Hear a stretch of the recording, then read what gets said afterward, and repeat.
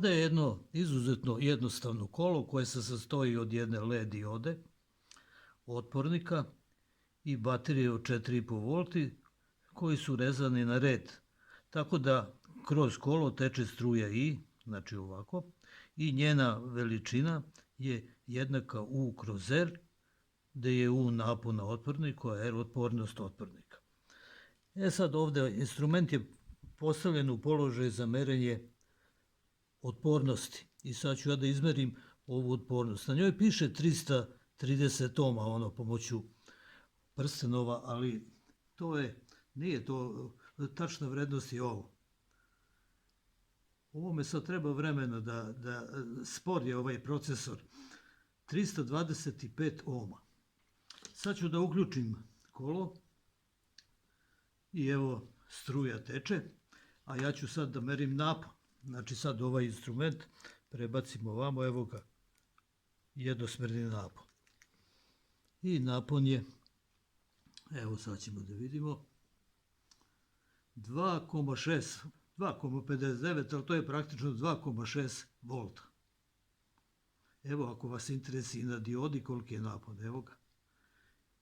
1,9 i nešto i 2,6, 4,5. I struja po formuli je jednaka, evo je, U sa R jednako 2,6 volta kroz 325 ohma, to je 0,08 ampera. Kad to pomnožite sa 1000 dobijete 8 miliampera. Tolika je struja.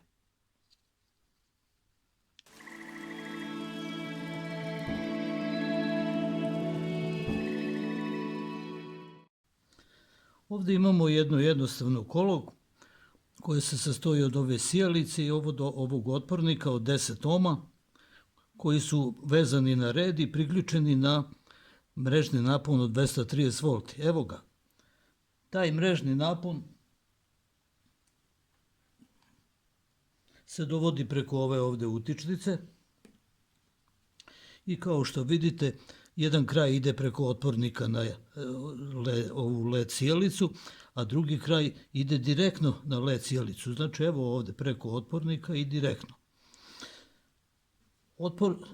Instrument je sad isključen, evo uključujem ga i on je sad odmah u položaju, kao što vidite, za merenje naizmeničnih napona.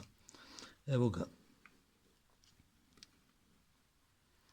Sad ću da uključim ovu mrežni napon.